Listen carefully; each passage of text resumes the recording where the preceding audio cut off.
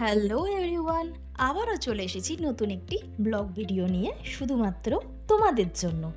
তো আজকের দিনটা ছিল সানডে, তাই ভাবলাম বাবা মাকে একটু রান্না করে সারপ্রাইজ করে দিই।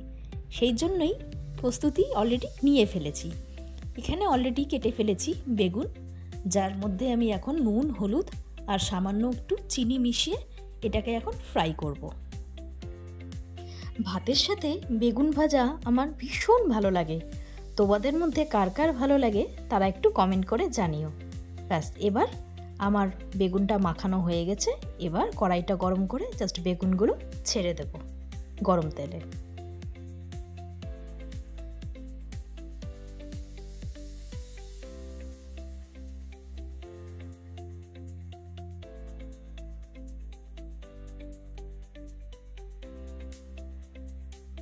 বেগুন ভাজা আমার পুরোপুরি কমপ্লিট। এবার আমি এটাকে একটা বাটিতে সরিয়ে নিয়েছি। এবার আমি ফ্রাই করে নেব মিষ্টি কুমড়া। মিষ্টি কুমড়া ভাজা করার জন্য প্রথমেই আমি গরম তেলে ছেড়ে দিয়েছি একটা শুকনো লঙ্কা আর কালো জিরে। তারপর আমি মিষ্টি কুমড়াগুলো এখানে ঢেলে দেব। ঢেলে নিয়ে এবার ফ্রাই করে নেব। একদিকে মিষ্টি কুমড়া ভাজা চলছে আর পাশে ভাত চাপিয়ে দেওয়া হয়েছে। এবার মিষ্টি কুমড়াতে পরিমাণ মতো লবণ দিয়ে দেব আর সেটাকে ভালোভাবে নাড়িয়ে নেব।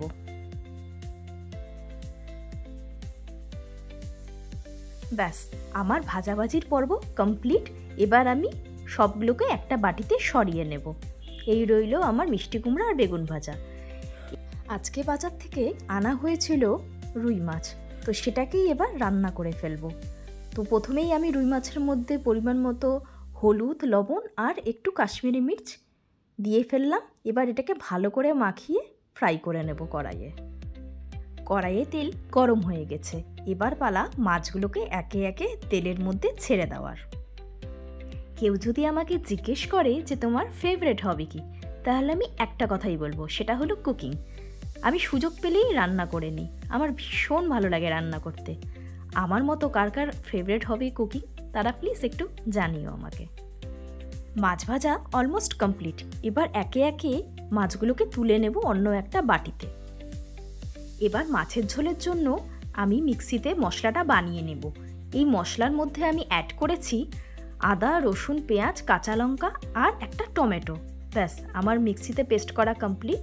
এবার আমি পেস্টটাকে সরিয়ে নেব একটা বাটিতে।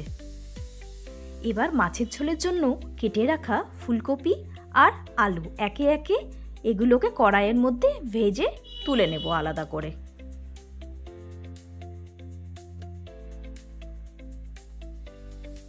এবার ফুলকপি আর আলুগুলোকে ফ্রাই করে একটা অন্য পাত্রে সরিয়ে নিচ্ছি। এবার শুরু করতে হবে মাছের ঝোলটা রান্না করা। তো প্রথমেই আমি সম্বারের জন্য ব্যবহার করে নেব পেঁয়াজ, দুটো শুকনো লঙ্কা, তেজপাতা আর গোটা জিরা।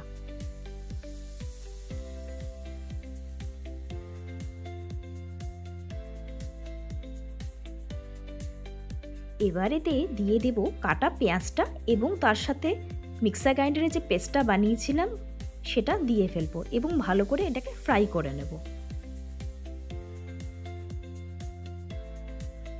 ভালো করে ফ্রাই হয়ে গেলে তারপর ভেজে রাখা আলু, ফুলকপিগুলো এর মধ্যে ঢেলে দেব এবং ভালো করে মশলাটাকে কষিয়ে নেব। আজকে অনেক দিন পরই প্রায় মাছের ঝোল বানাচ্ছিলাম, তাই ভেতরে একটা ভয়ও কাজ করছিল যে কেমনটা হবে বা আদৌ বানাতে পারবো কিনা ঠিকঠাক। তো যাই হোক, সেই ভয় নিয়ে একদম নেমে পড়েছি, কারণ ভয় পেলে চলবে না, ডরকে আগে জিত হয়। পরিমাণ মতো লবণ আর হলুদ এর মধ্যে দিয়ে তারপর ভালো করে এটাকে আবার ফ্রাই করে নিতে হবে। তারপর এর মধ্যে পরিমাণ মতো জল দিয়ে দেব। যেখানে মশলা বানিয়েছিলাম ঠিক তাতেই জল ঢেলে এখানে জলটা দিয়ে দেব। তাতে ভালো একটা ফ্লেভার আসবে, যেহেতু এখানে মশলা কিছুটা হলেও লেগেছিল। এবার কড়াইয়ে ঢাকা দিয়ে এটাকে বেশ কিছুক্ষণ ভালো করে ফুটতে দেব, যেন ভালো করে আলু ফুলকপিটা সেদ্ধ হয়ে যায়। রান্নার প্রতি ভালোবাসা বা ন্যাক যেটাই বলো না কেন, এটা ঠিক আমার কলেজ লাইফ থেকে। একটা টাইম ছিল যখন আমি রান্না রটাও জানতাম না, কিন্তু কলেজ টাইম থেকে হঠাৎ করে কী যে হয়ে গেল যে কুকিংয়ের প্রতি একটা আলাদাই ভালোবাসা চলে এলো। এবার গরম কড়াইয়ে একে একে মাছগুলো দিতে থাকবো এবং সেটাকে ভালো করে নাড়িয়ে নেব।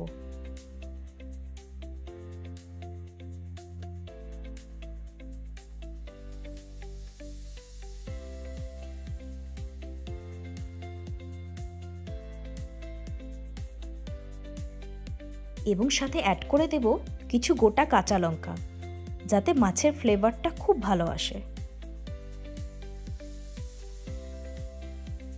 মাছের ঝোল যখন কমপ্লিট হওয়ার দিকে আসবে তখন এর মধ্যে মিশিয়ে দেব একটু গরম মশলা এবং তার সাথে কিছু কুচিয়ে রাখা ধনেপাতা।